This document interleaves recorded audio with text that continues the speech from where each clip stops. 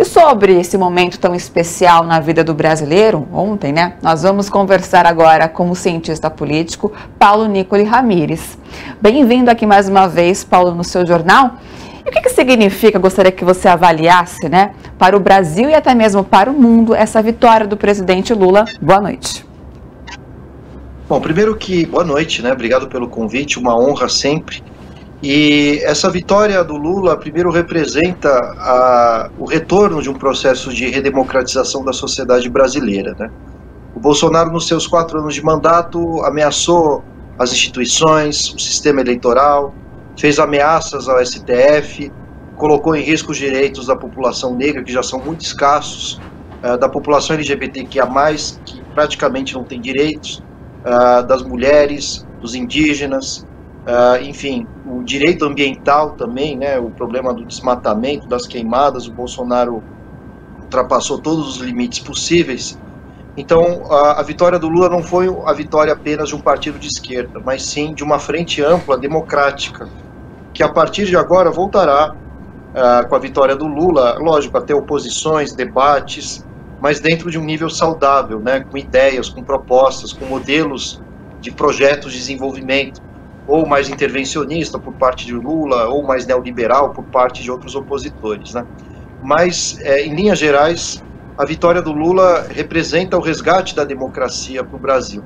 No cenário internacional, o Lula foi abraçado, né, porque, de fato, o Bolsonaro se transformou num pária em relação aos outros estados, e o Lula representa uma boa figura, uma boa imagem, né, para os outros presidentes, para as outras instituições internacionais.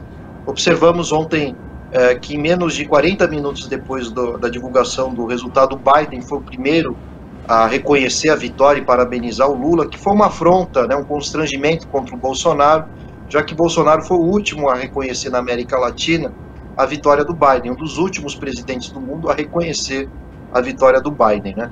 Depois veio o Macron na França e outros chefes de estados por aí afora que acabaram legitimando essa vitória do petista. E Paulo... Então, voltamos à normalidade democrática. E Paulo, numericamente, né, a diferença de 2 milhões de votos pode parecer pequena, mas o que ela significa, né, considerando que foi uma vitória da oposição contra o uso do Estado e a máquina bolsonarista de mentiras? Bom, Bolsonaro usou e abusou da máquina pública, né, inclusive no domingo fez com que a Polícia Rodoviária Federal não seguisse uma diretriz do próprio TSE, do Alexandre de Moraes, né, que é o presidente, para que não houvesse nenhuma fiscalização nas estradas. Mesmo assim, houve um desrespeito a esse decreto, né, essa ordem judicial. Então isso vai mostrando que não só por isso o Bolsonaro tentou conturbar o processo eleitoral. Houve acusações da legitimidade em torno do resultado das urnas ou da própria urna eletrônica. Houve também o uso irracional de recursos públicos para distribuir benefícios para a sociedade. Lógico que isso é sempre bem-vindo, mas tem que ser bem planejado, sem tirar recursos de outros ministérios. Por conta disso, falta recursos, por exemplo, no Ministério da Saúde, no Ministério da Educação. Então, Bolsonaro, ele, de fato, realizou uma série de abusos econômicos e, ao mesmo tempo, burlou, né, a justiça eleitoral e as leis eleitorais para tentar se sair vencedor. Mesmo assim, a vitória do Lula mostra que metade da população brasileira e algo mais que isso rejeita esse tipo de postura, e a vitória de Lula levará certamente à investigação de todos esses casos com mais independência do Ministério Público, da Procuradoria-Geral da República, de modo que a grande preocupação do Bolsonaro é o que está por vir depois que ele não tiver mais o foro privilegiado. Ele será investigado e certamente preso. E Paulo, você comentou agora essa questão do bloqueio nas estradas ontem, mas hoje, né, um dia após as eleições, a vitória do presidente Lula, essas manifestações também ocorreram agora, né, hoje nessa segunda, de caminhoneiros, né, bloqueando as estradas e defendendo um golpe militar. Como pode ser analisado isso?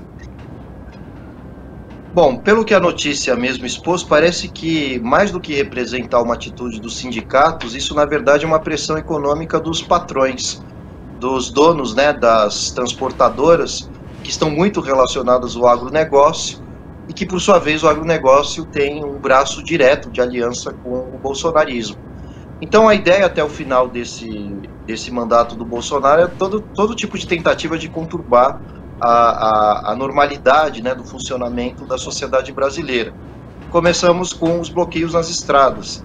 Provavelmente veremos bolsonaristas de verde e amarelo saindo às ruas, pedindo golpes. Provavelmente, às vésperas da posse de Lula, veremos também o desejo de Bolsonaro de inflamar os seus apoiadores a saírem às ruas, talvez armados, contra a posse do novo presidente.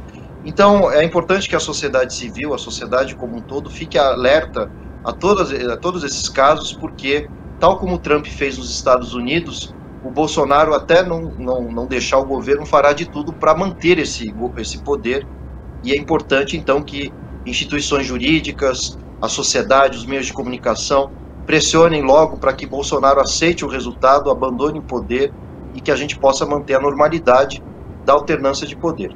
Com certeza. Paulo, mais uma vez, obrigado pela sua participação e explicações aqui no seu jornal e até uma próxima.